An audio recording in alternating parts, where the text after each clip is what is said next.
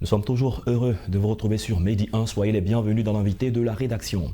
Selon un rapport, le continent africain doit en 10 ans créer 122 millions de postes pour ces jeunes. Un défi de taille, mais pas inaccessible si les gouvernants misent sur la transformation du secteur informel et sur plusieurs gisements d'embauche. Dès lors, comment la professionnalisation peut-elle impacter la compétitivité? On en parle avec notre invité, Denis Kouadio. Il est consultant en management des projets, formateur en entrepreneuriat. Bienvenue sur notre plateau. Merci beaucoup, monsieur.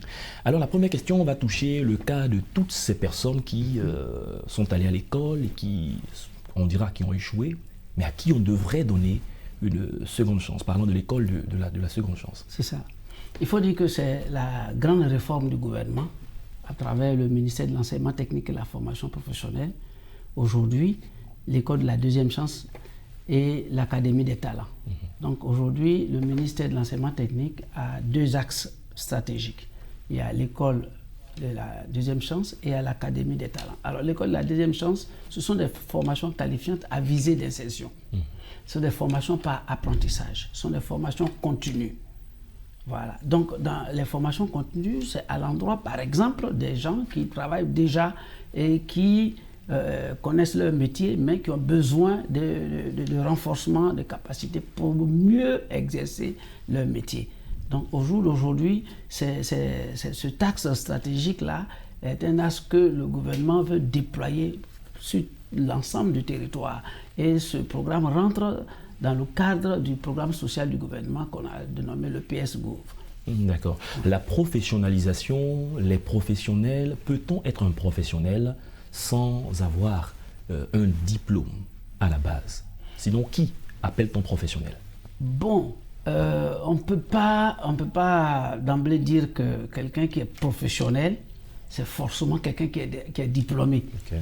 Mais quelqu'un qui est professionnel, c'est quelqu'un qui maîtrise son métier. Okay. Et qui connaît son métier. Et qui exerce son métier dans les règles de l'art. Alors on peut dire qu'une telle personne est professionnelle. Parce qu'on n'ira pas à demander que des gens soient des académiciens pour être des professionnels. Parce que être professionnel, il y a quand même des critères. Hein? Voilà. Il y a des critères de performance, des critères de qualité, les critères de respect des délais, les critères de respect des normes. C'est tout ça, être professionnel. D'accord. Il y a certaines personnes qui sont déscolarisées, d'autres n'ont pas eu la chance d'aller à l'école et qui tout de même maîtrisent en un métier. On l'a appris après auprès des parents, après on va faire du commerce. Comment ces personnes peuvent formaliser leurs activités pour devenir compétitives? C'est ça.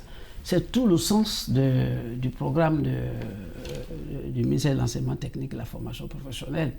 Ce programme, l'école de la deuxième chance, n'est pas seulement adressé aux jeunes déscolarisés, aux jeunes qui ont décroché, mais c'est aussi adressé aux professionnels qui ont appris sur le tas et qui n'ont pas la technologie de leur métier. Donc à ceux-là, par la formation continue, on va essayer de renforcer leurs capacités pour qu'ils soient désormais plus opérationnels dans l'accomplissement de leurs tâches. D'accord. Prenons un certain nombre de métiers tels que la maçonnerie, la plomberie. La plupart du temps, le regard de beaucoup de gens sur ces métiers-là est un peu dépréciatif. On a l'impression que c'est des gens qui n'ont pas forcément réussi. Comment ceux qui exercent ce métier doivent-ils eux-mêmes se voir pour se vendre? Justement, c'est tout le sens de la professionnalisation.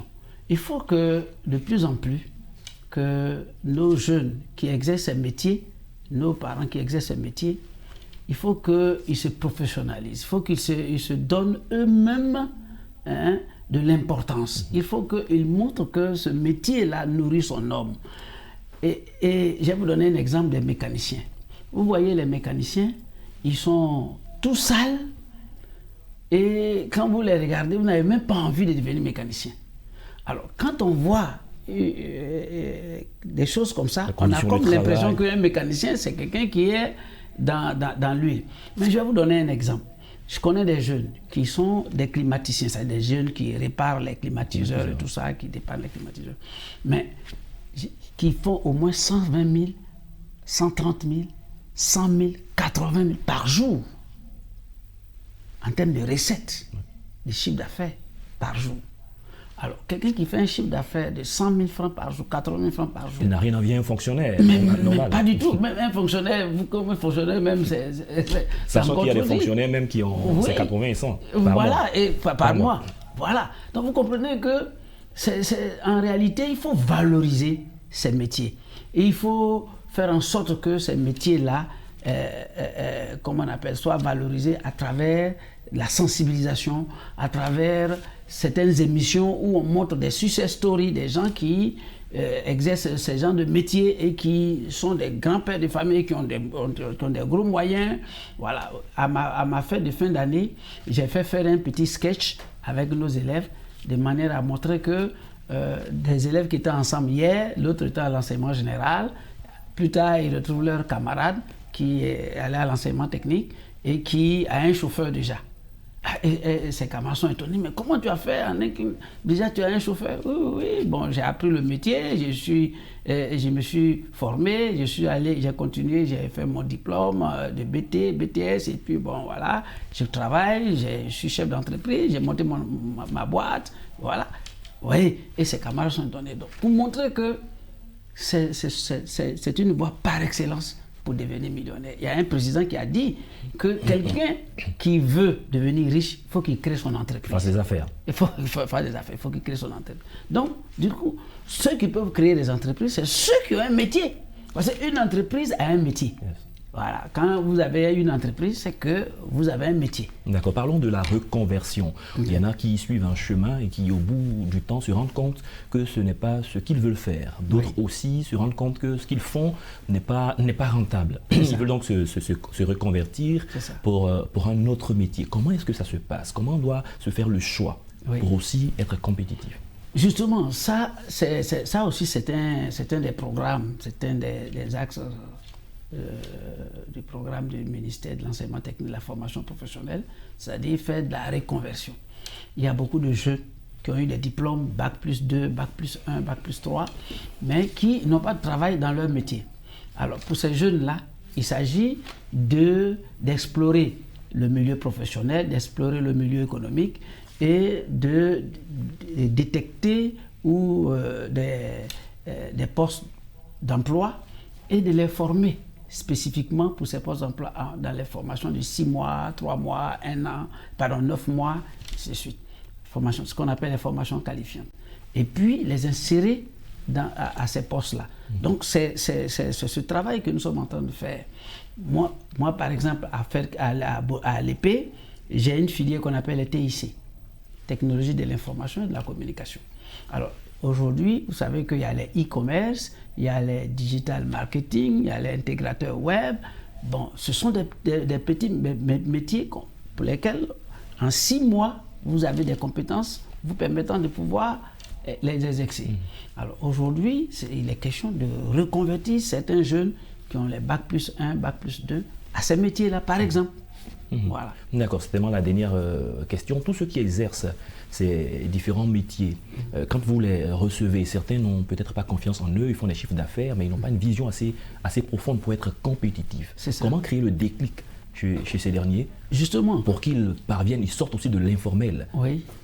Voilà, justement, c'est tout l'intérêt aujourd'hui de l'aspect accompagnement. Les jeunes au montage de projets, à l'accompagnement, à l'auto-emploi aujourd'hui. C'est tout l'intérêt de ça. Et c'est tout l'intérêt aussi de la professionnalisation des artisans sur le terrain déjà.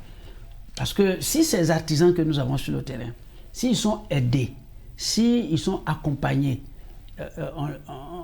à savoir monter un mini-projet au moins de leur entreprise, un plan d'affaires, et avoir des financements pour pouvoir renforcer les capacités de leur entreprise. Ils vont se développer. Et quand ils vont se développer, ils vont employer nos jeunes qui sortent aussi de nos écoles.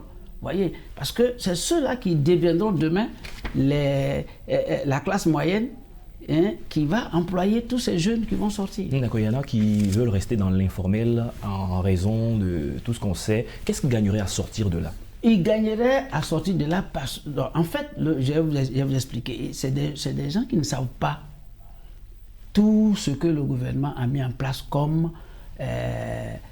comment on appelle ça, facilité fiscale comme pour accompagner. Ils ne connaissent pas l'ANESP, ils ne savent pas ce que ça veut comme avantage qu'ils ont à professionnaliser leur métier.